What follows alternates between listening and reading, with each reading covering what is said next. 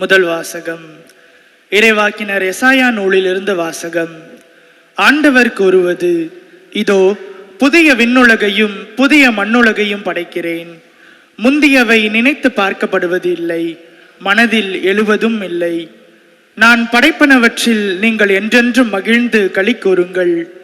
இதோ நான் எருசலேமை மகிழ்ச்சிக்குரியதாகவும் அதன் மக்களை பூரிப்பவர்களாகவும் படைக்கிறேன். நானும் எருசலேமை முன்னிட்டு மகிழ்ச்சி அடைவேன், என் மக்களை குறித்து பூரிப்படைவேன்.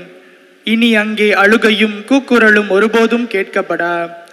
இனி அங்கே சில நாள்களுக்குள் இறக்கும் பச்சிலம் குழந்தையே இராது. தம் வாழ்நாளை நிறைவு செய்யாத முதியவர் இரார். ஏனெனில் 100 ஆண்டு வாழ்ந்து இறப்பவனும் இளைஞனாக கருதப்படுவான். பாவியோ 100 ஆண்டுகள் வாழ்ந்தும் சாபத்திற்கு உட்பட்டிருப்பான். அவர்கள் வீடு கட்டி அங்கு குடியிருப்பார்கள், திராட்சை நட்டு அதன் கனிகளை உண்பார்கள். ஆண்டவரின் அருள்வாக்கு. இறைவனுக்கு நன்றி. ஆயத்தன் மந்தையை காப்பது போல ஆண்டவர் நம்மை காக்கின்றார். ஆயத்தன் மந்தையை காப்பது போல ஆண்டவர் நம்மை காக்கின்றார்.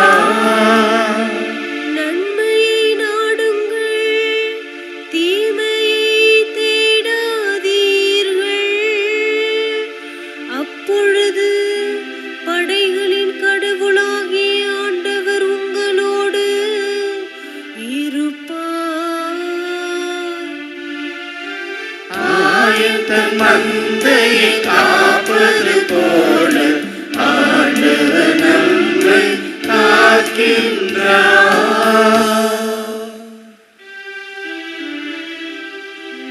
ஆண்டவர் உங்களோடு இருப்பாராக.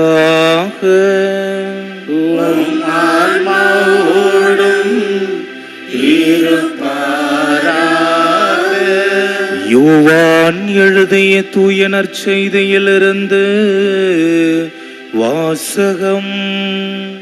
ஆண்டவரே மாட்சி உமக்கே. பிரிவு 4 இறை சுற்றுடர்கள் 43 54 முடிய.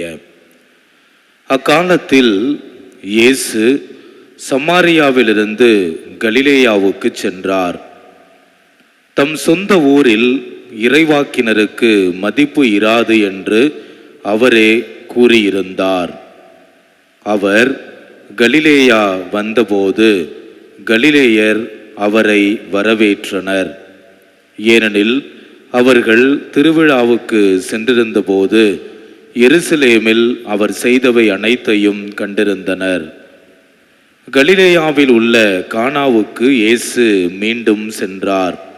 அங்கேதான் அவர் தண்ணீரை திராட்சை ரசமாக்கி இருந்தார்.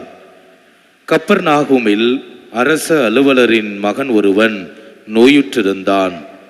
இயேசு யூதேயாவிலிருந்து கலிலேயாவுக்கு வந்திருப்பதாக கேள்விப்பட்ட அரச அலுவலர் அவரிடம் சென்று சாகும் தருவாயிலிருந்த தம் மகனை நலமாக்க வருமாறு வேண்டினார். இயேசு அவரை நோக்கி, அடையாளங்களையும் அருஞ்செயல்களையும் கண்டாலன்றி நீங்கள் நம்பவே மாட்டீர்கள் என்றார். அரச அலுவலர் இயேசுவிடம், ஐயா, என் மகன் இறக்கும் முன் வாரும் என்றார்.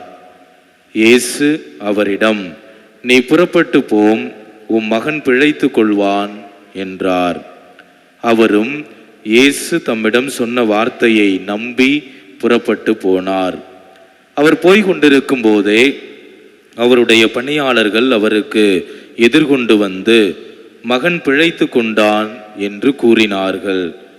எத்தனை மணிக்கு நோய் நீங்கியது என்று அவர்களிடம் வினவ, அவர்கள் நேற்று பிற்பகல் 1 மணிக்கு காய்ச்சல் நீங்கியது என்றார்கள். உம் மகன் பிழைத்து கொள்வான் என்று இயேசு அந்நேரத்தில்தான் கூறினார் என்பதை அவன் தந்தை நினைவு கூர்ந்தார். அவரும் அவர் வீட்டார் அனைவரும் இயேசுவை நம்பினர். இயேசு யூதேயாவிலிருந்து கலிலேயாவுக்கு வந்த பிறகு செய்த இரண்டாவது அருமடையாளம் இதுவே.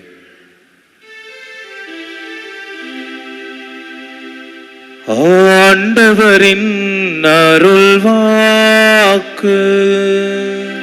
கிறிஸ்துவே